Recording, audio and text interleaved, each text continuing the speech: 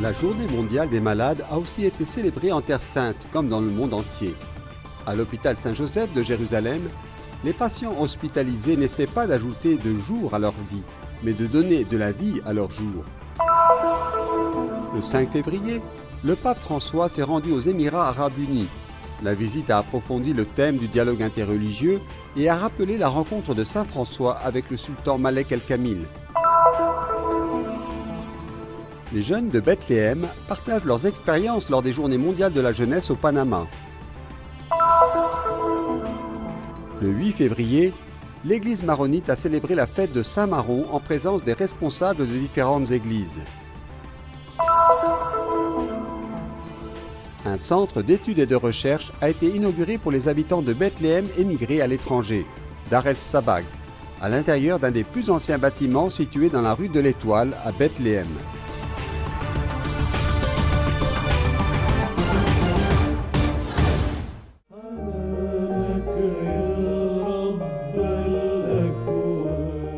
L'expression évangélique « vous avez reçu gratuitement, donné gratuitement » rapportée par Matthieu, a retenti dimanche dans les églises du monde entier à l'occasion de la Journée des malades. Au niveau mondial, le cœur de la journée était en Inde, à Calcutta, où travaillait la sainte des plus pauvres, Mère Teresa, tandis qu'en Terre Sainte, une messe a été célébrée à Ramallah, dans l'église de la Sainte Famille, par Monseigneur Giacinto Boulos Marcuzzo, vicaire patriarcal de Jérusalem et de la Palestine. Le message du pape pour cette journée est « Vous avez reçu gratuitement, donné gratuitement ». On s'est souvenu aussi de l'expression de saint Paul « Vous ne devez pas considérer tout ce que vous avez comme votre propriété, comme votre possession, mais simplement comme un don de Dieu ». Cela nous rappelle quelque chose de très beau. Nous devons transformer même la maladie et toutes nos faiblesses, qui ne viennent pas de Dieu bien sûr, mais de la limitation de l'homme, en les considérant comme une occasion d'apostolat et de rendre gloire à Dieu.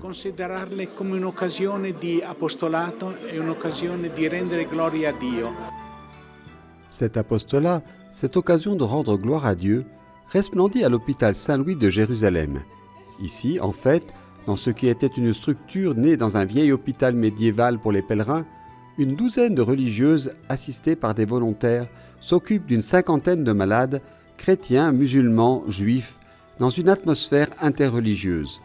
Initialement, l'hôpital était destiné à accueillir des patients en tout genre, puis il s'est spécialisé dans le traitement des tumeurs. Aujourd'hui, l'hôpital Saint-Louis est devenu un établissement de soins palliatifs destiné à accompagner les personnes en fin de vie. And we really discover how we are all the same, facing this reality of the last period of life and how much we can help each other. Nous découvrons ici à quel point nous sommes tous identiques face à la réalité des derniers jours de la vie et à quel point nous pouvons nous entraider. Nous essayons de le faire dans le respect de chaque personne, de ses sentiments religieux, de ses traditions. Tout le monde peut vivre ces derniers moments de sa vie comme il l'a déjà vécu.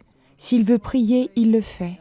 Comme l'a dit Cicely Saunders, l'un des fondateurs du mouvement des soins palliatifs, si nous ne pouvons pas ajouter de jours à la vie, ajoutons de la vie aux jours. Our work here is not to add years to life. Le travail ici n'est pas d'ajouter des jours à la vie des gens, mais au contraire d'ajouter de la vie à chaque jour et d'essayer de créer un environnement plus confortable et accueillant pour ces patients qui y passent souvent des mois, voire des années. Il est donc très important de veiller à ce que cette période de leur vie soit aussi confortable que possible et même agréable. Parfois, ce n'est pas facile du tout.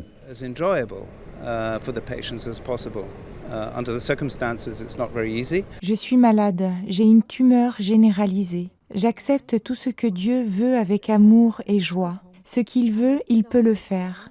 Voilà pourquoi je suis heureuse. Grâce à eux tous, comme action de grâce, j'ai créé une icône pour eux où il est écrit « Venez à moi, vous tous qui peinez ». Matthieu 11, 28.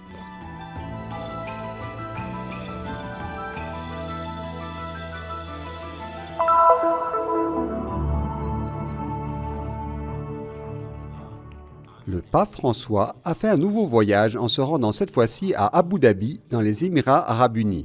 C'est la première fois qu'un pontife va dans la péninsule arabique. Le dialogue interreligieux était l'un des thèmes les plus importants de cette mission apostolique. À Abu Dhabi se trouvait aussi l'administrateur apostolique du patriarcat latin de Jérusalem, qui nous a fait part dans une interview des moments les plus importants de cet événement. Il y a d'abord eu la conférence organisée par l'université islamique à laquelle ont assisté des chefs religieux qui ont abordé principalement le thème de la fraternité.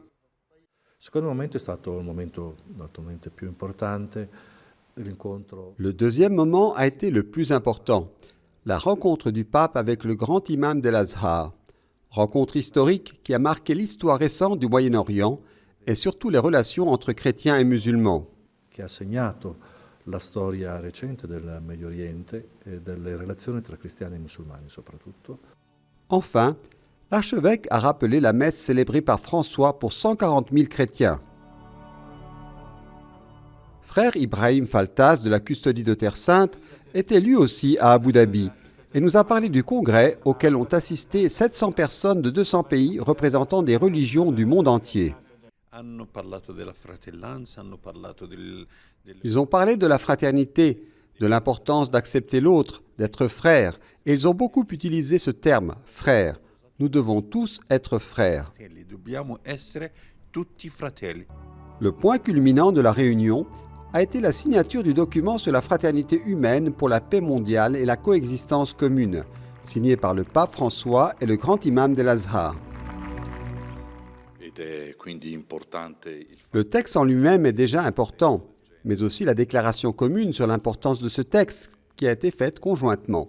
Ensuite, il attire l'attention sur la foi que nous, chrétiens et musulmans, avons en un seul Dieu créateur et miséricordieux. De là naît la nécessité d'un rapport de fraternité entre tous les hommes, et aussi de la responsabilité à l'égard de tout ce qui concerne l'humanité et la création. Le Père Custode a souligné d'autres thèmes du document tels que la prévention de l'instrumentalisation des religions aux fins de la violence, la reconnaissance du droit de l'autre et la liberté de professer sa foi, la promotion de l'éducation à la paix et à la dignité de la femme dans les différentes cultures religieuses. Il n'est pas fait mention du dialogue entre les religions, a-t-il ajouté. Cela peut sembler abstrait, mais du dialogue entre ceux qui croient, c'est-à-dire entre des sujets concrets. Il a aussi été fait mention de la rencontre entre Saint François et le sultan Malek el-Kamil, il y a 800 ans, qui sera commémorée par de grandes célébrations à partir de la fin du mois à Damiette, en Égypte. Une rencontre basée sur le respect mutuel, sur le dialogue entre les croyants et je dirais aussi sur la nécessité de nouer des amitiés entre croyants de confessions différentes. Une réunion importante non seulement pour la Terre Sainte, mais pour tout le monde arabe et encore plus pour toute l'humanité. Nous n'avons pas seulement parlé de la Terre Sainte, mais aussi de la façon dont nous pouvons vivre ensemble comme frères en Terre Sainte, en Égypte, en Irak, en Syrie, au Yémen, de comment il est possible de vivre ensemble entre musulmans et chrétiens comme des frères. Vivere insieme musulmani e cristiani come fratelli. C'est une rencontre dans laquelle on a dit, par exemple, qu'il faut dépasser le concept de minorité, qui implique une note d'infériorité, et dire que nous faisons tous partie des pays dans lesquels nous vivons, que nous sommes tous citoyens. Les droits fondamentaux doivent être les mêmes pour tous et reconnus par tous.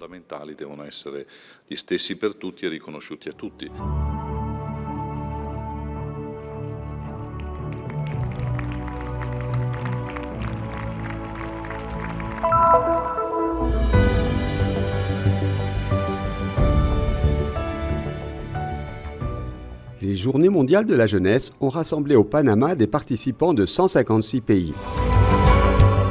Parmi les inscrits, les jeunes de Terre Sainte. Et plus de 2 semaines après le grand événement, l'expérience de la rencontre avec le pape et avec la jeunesse du monde entier se poursuit dans chacun d'entre eux. Ce groupe de 10 jeunes de Bethléem s'est réuni pour partager l'expérience vécue dans ce pays d'Amérique centrale. Pour entreprendre ce long voyage, Les compatriotes de Jésus, dirigés par frère Emad Kamel, ont pu compter sur l'aide de l'ambassade de Panama en Palestine et de la custodie de Terre Sainte. À leur arrivée dans le pays, ils ont été reçus par le président panaméen, Juan Carlos Varela, à qui ils ont rendu hommage avec un enfant Jésus de Bethléem. Le président nous accueillait, mais ce fut une surprise de le voir nous attendre à l'aéroport de Panama. Pour les jeunes, c'était très touchant parce qu'ils sont jeunes et simples, mais le fait de venir de Terre Sainte, de Bethléem, avait une grande importance et signifiait que notre identité en tant que porteur du parfum de l'enfant Jésus brillait partout où nous nous trouvions.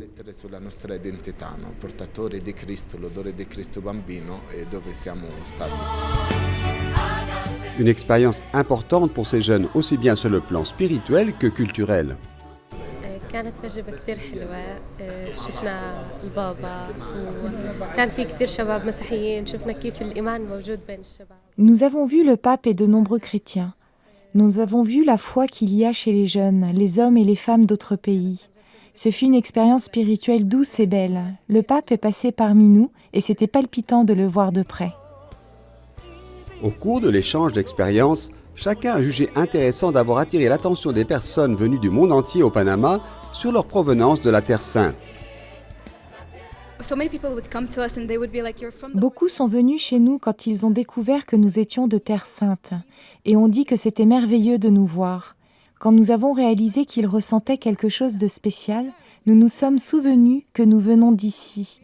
C'est quelque chose que nous oublions parfois. Ils nous ont rappelé à quel point nous sommes bénis pour cela. Pour Ibrahim, c'était aussi émouvant de voir le pape de près. Et pour lui, l'un des moments les plus intenses a été la messe à la cathédrale.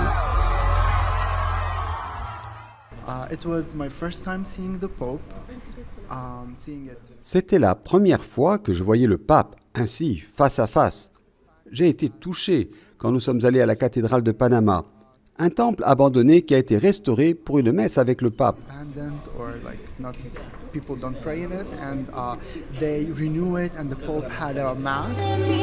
Même la simplicité du peuple panaméen et les gestes du successeur de Pierre ont frappé les jeunes.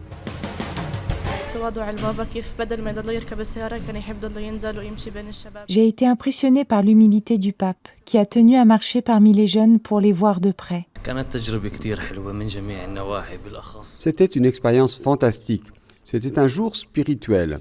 Les gens ont sacrifié leur travail et leur temps pour être là, pour voir le pape et expérimenter la foi. Personnellement, j'ai vécu quelque chose de très fort. C'était merveilleux de voir le pape représenter Pierre, le chef de l'Église catholique.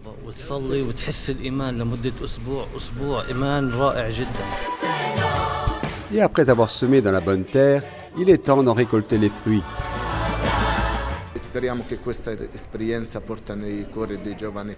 Nous espérons que cette expérience apportera au cœur des jeunes les fruits d'une vie renouvelée dans l'amour du Christ. Comme lors des JMJ, suivant l'exemple de Marie, nous apprenons à dire « Oui, Seigneur, je suis là pour faire ta volonté ». Comme Marie, nous sommes prêts à accepter la volonté de Dieu, à la mettre en pratique.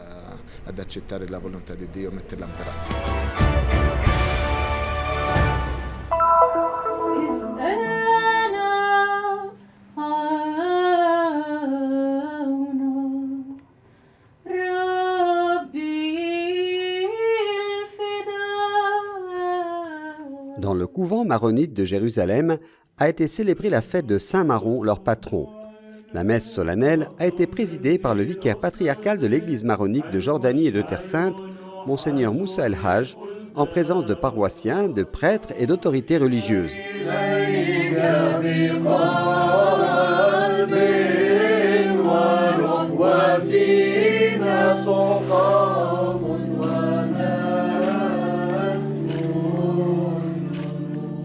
Saint Maron est né en 350 après Jésus-Christ et son nom est lié à la contemplation et l'adoration. Il s'est retiré de la vie publique et a préféré vivre au sommet du mont Taurus, dans le nord de la Syrie. Il a rassemblé beaucoup de disciples et a fait beaucoup de miracles.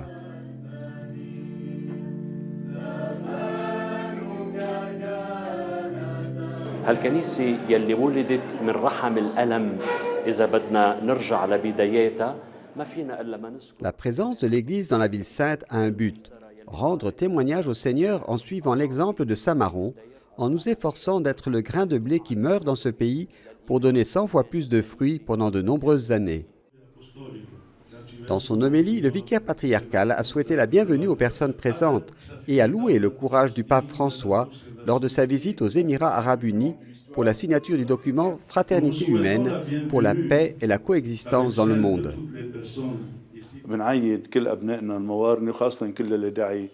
Nous félicitons les paroisses maronites d'ici et du monde entier. Nous restons au cœur de l'Église catholique comme un jalon dans la manière d'aborder l'ascèse, la prière et la clarté. Nous disons, notre foi est la foi de Pierre, et la foi de Pierre est notre foi. À la fin de la messe, Monseigneur Moussa El Haj a béni les présents avec une image de Saint-Maron.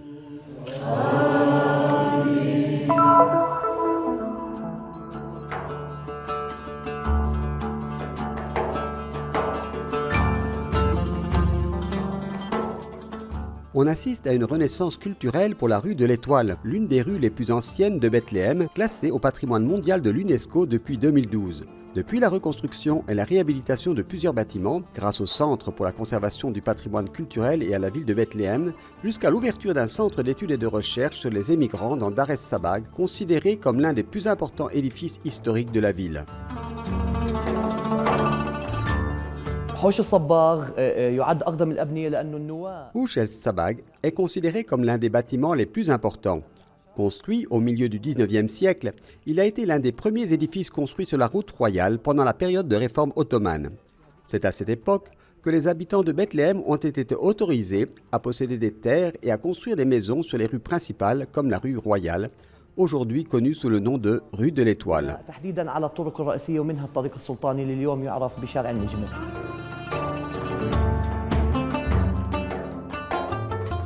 Georges Alama, chercheur, a maintenu le contact avec la famille Sabag afin de restaurer leur propriété pour la transformer en un centre de recherche. Une idée née de la nécessité de créer des ponts avec les habitants de Bethléem, Beth Sahour et Beth Jala qui ont émigré à l'étranger, afin de les aider à maintenir un lien avec leurs racines.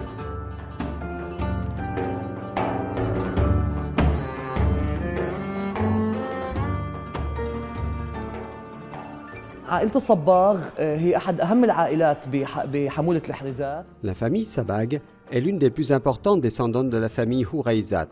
Son existence s'est achevée à Bethléem à la fin des années 1930 en raison de l'émigration, en particulier en Amérique latine.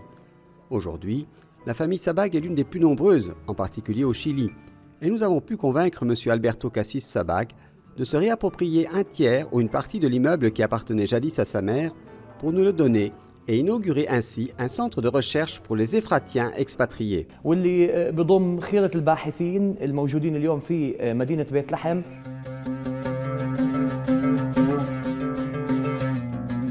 Le Centre d'études et de recherche pour les émigrants de Bethléem s'est donné un but important, remettre en contact avec leurs terres les Palestiniens qui ont émigré et sensibiliser ainsi les générations futures.